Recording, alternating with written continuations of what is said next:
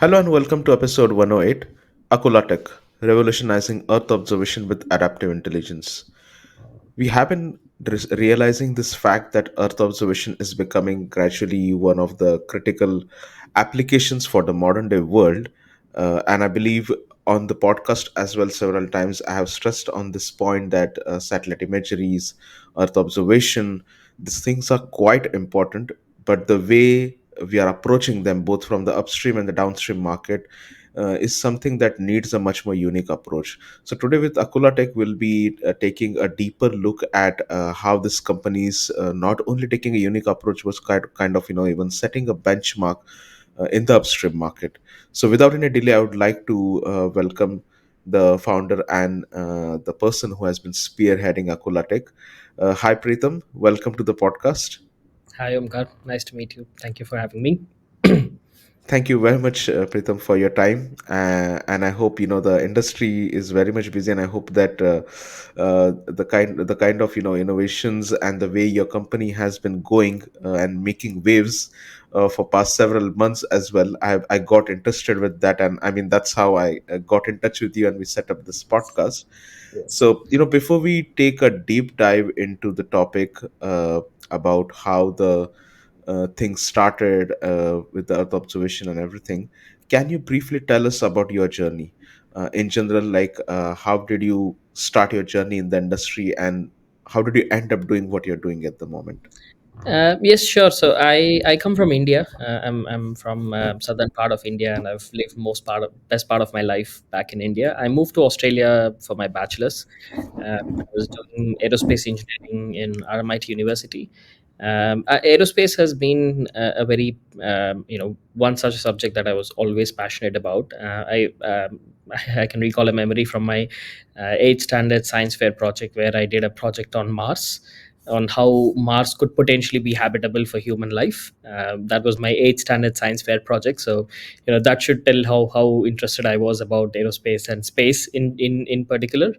So of course, then that's what my choice was for bachelor's as well. I started with aerospace engineering, and I think towards third year of my degree, I had an opportunity to get exposure into the industry through a couple of internships here locally in Australia, and through those internships, I understood both. Through my degree, I was understanding the academic part of the industry, or the segment or the domain, and then through my internships, I got an exposure into the commercial part of the industry, like how does one make business out of aerospace. And then I had an I mean business running a business was, I think, is in my blood, because my dad is a businessman, and I've grown up seeing him run a business, so that was an obvious choice for me. But business in space or aerospace industry is because of my passion towards the industry, or my passion towards just the space segment.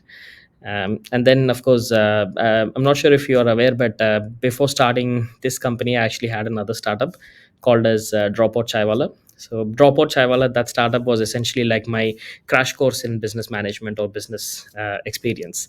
So when I wanted to start a space company, I knew I can't just go around with a 10 slide presentation and raise $1 million to do something substantial.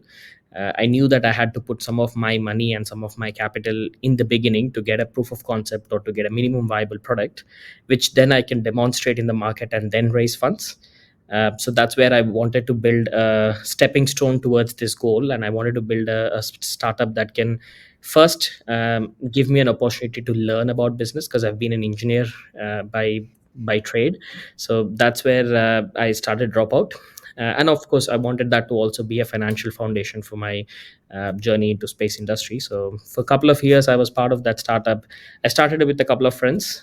Three of us started it together, and I was there for 2 years in that business. And I took a successful exit from there, and then I put that money into the space industry, the space idea, and I've started this company in 2022. And since then, here we are today, talking to you. So that's I would say, in very short, that's my journey till date. Interesting. I would say brick by brick, you have built everything for the moment, and I believe it will keep on flourishing the way you're proceeding ahead with building up an excellent team as well along with that.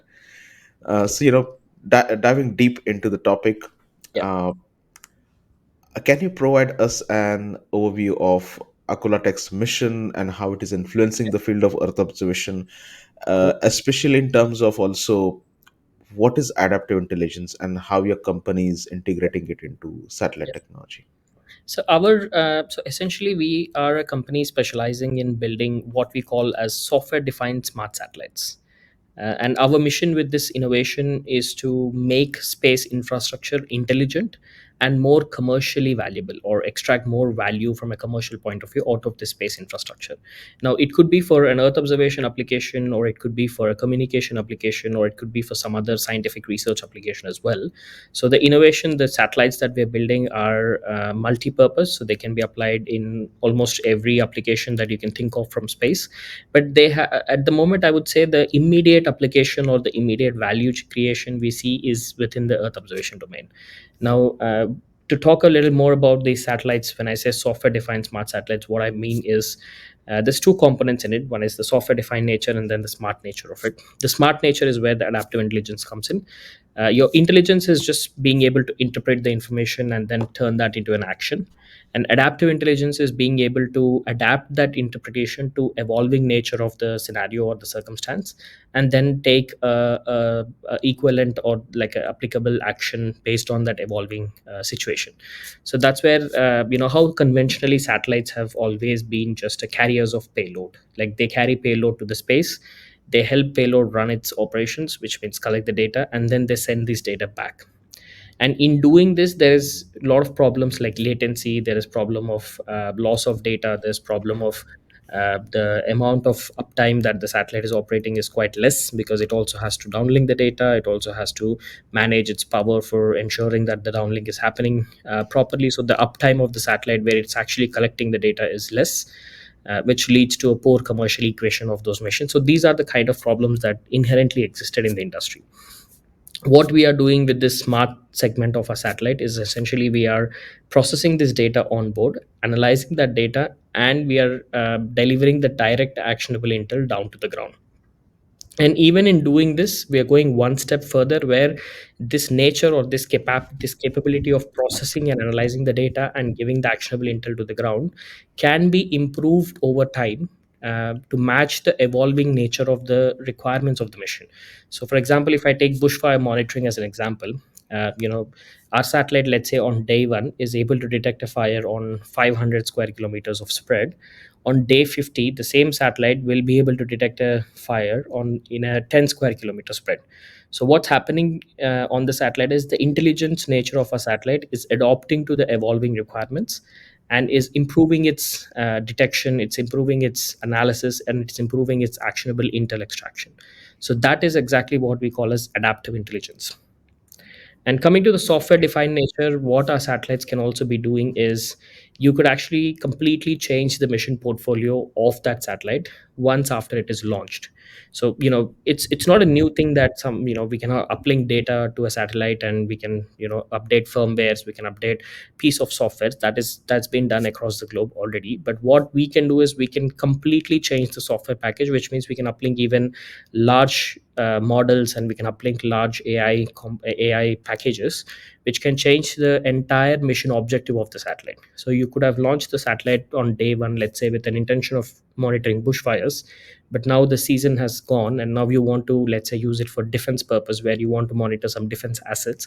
You can completely change the entire onboard software package, and then you can change the nature of mission as well. So that's where the software defined nature of a satellite comes.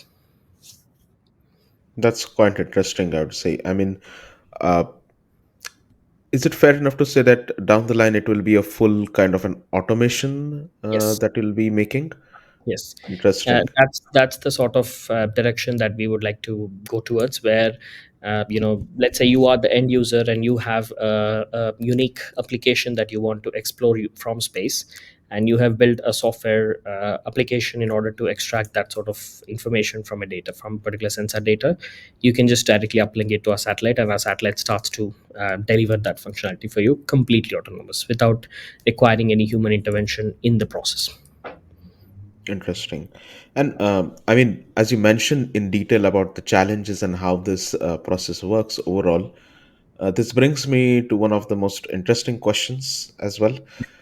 How does Akula Tech's approach to Earth observation and satellite manufacturing differ from traditional satellite technologies? Because I believe, integrating adaptive intelligence and having, such a level of a process where it can shift gears from one application to other.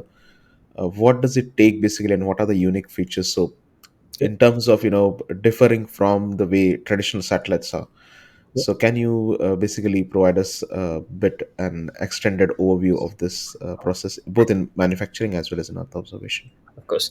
So I think one of the fundamental philosophy behind building or behind the satellites that we build is we are not just a system integrator, but we have ground up innovation in those critical areas of satellite, which essentially differentiate our innovation or our product from rest of the market. So if you take the onboard intelligence package, for example, or if you take the onboard power management systems, for example, or if you take the onboard attitude systems, attitude correction systems, for example, we have a ground up innovation approach in all of these critical segments, which allows or which basically makes our satellites or makes our product you know far ahead of the market. And the fundamental philosophy behind this is we adopt the Apple philosophy, where Apple designs their own hardware on which sits their own software, which is cohesively designed to a point where the hardware and software complement each other so well that they give you that seamless user experience.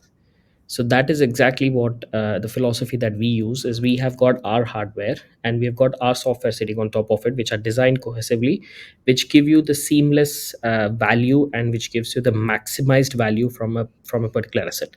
So our goal with this philosophy is we want to make our satellites so efficient and we want to make them so cost effective, such that even if our competitors offer these satellites for free, offer their satellites for free, they cannot match the cost effectiveness that our satellites can deliver. So if you look at the cost of operations versus the value generation happening from our satellites, it's far superior compared to any of the current market state of art. And it gets to a point where, like I said, even if someone offers the satellite for free, they still can't beat our value, or they still can't beat the value that we create using our assets. So that is the kind of technology that we are on the track of building. And yeah, so that's the kind of philosophy, and that's the kind of design and the manufacturing philosophy we use. And and all the different innovations we do at a subsystem level, like for example manufacturing innovations, or manufacturing processing innovations that we do, and the software design innovation, software development philosophy that we have, all of these are contributing to that particular goal or to that particular philosophy, design philosophy that we adopt as a product. Interesting. And I mean, taking a little more deeper dive into the manufacturing side.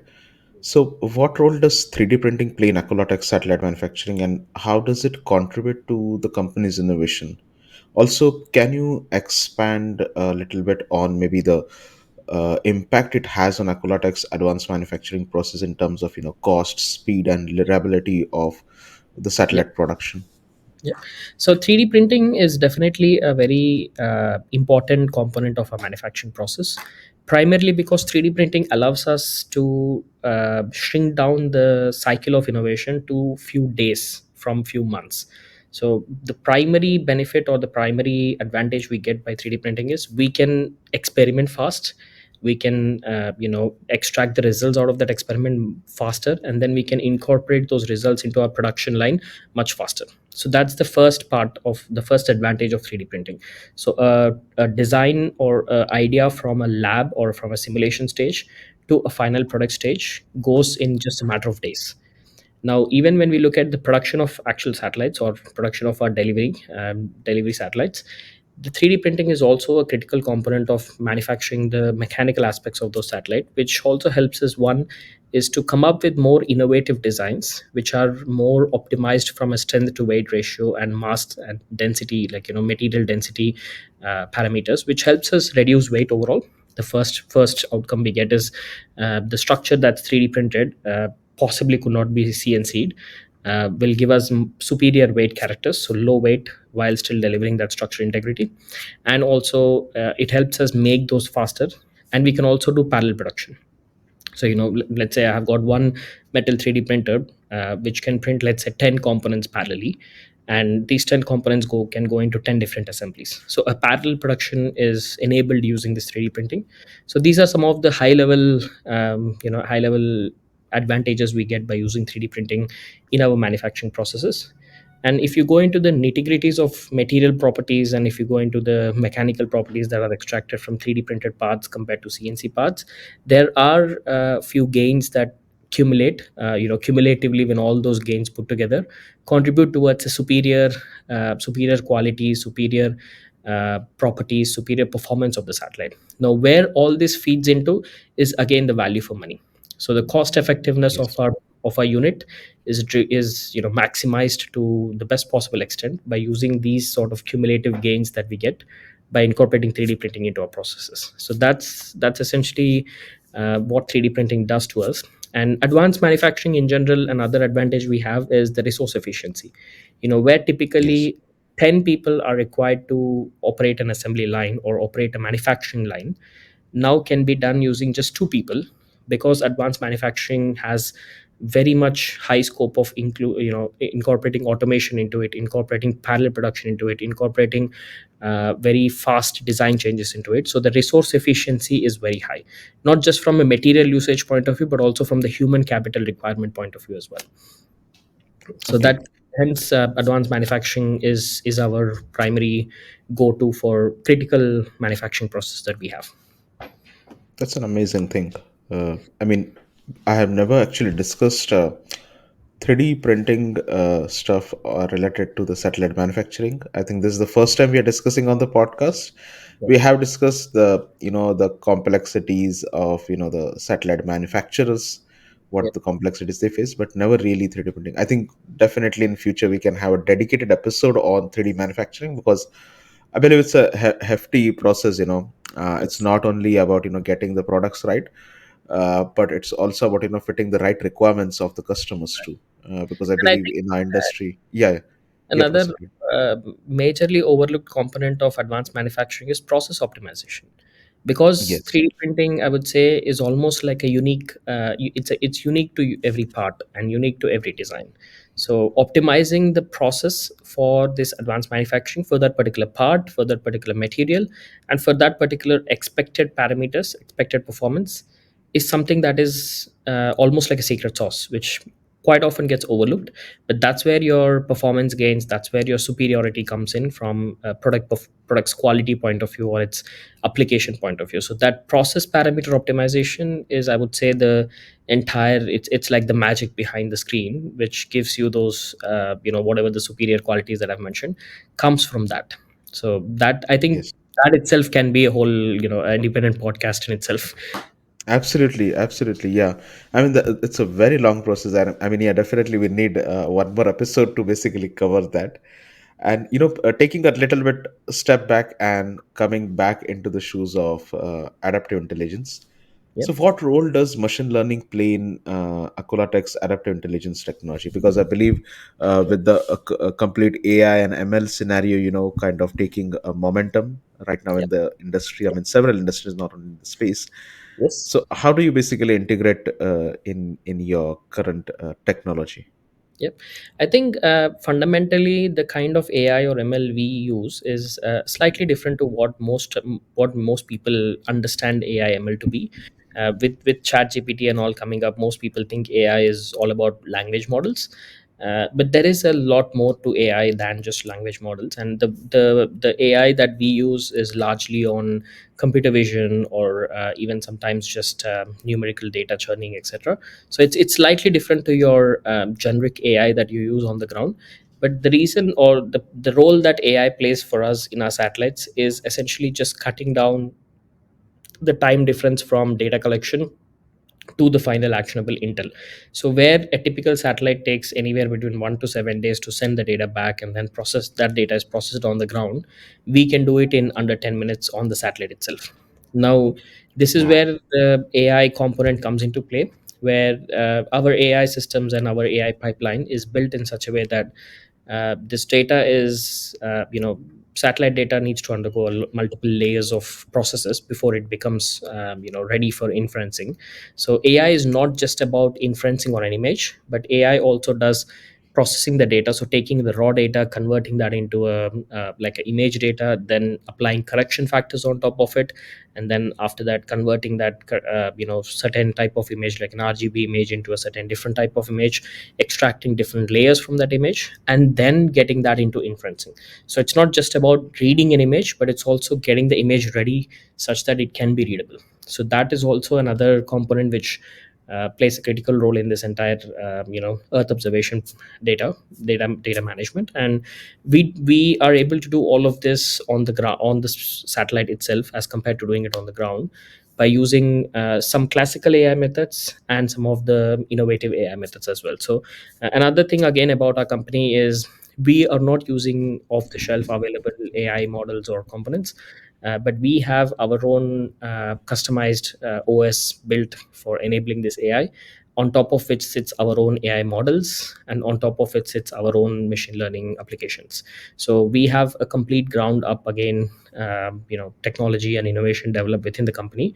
And we obviously use a very low level language like C++, which allows us to get those performance gains, which allows us to run, for example, the first satellite that we're launching in the first quarter of next year. We actually are flying a couple of generations older hardware, but still being able to extract superior performance than our competitor satellites using that older hardware. And that's because the way our models are built, the way our compute is built in such a way that it can run on very low power, very low properties of hardware. And again, I think one of the this AI is also the use of AI, and the reason of building AI like that in such a way is again ties back to our end goal, which is to make the cost effectiveness of the satellite to be the maximum, where you don't need fancy most advanced hardware to extract that superior output.